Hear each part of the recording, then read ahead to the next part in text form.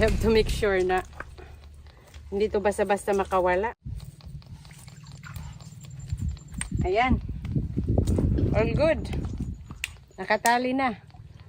Our king crabs. There we go. Our first crab ever caught.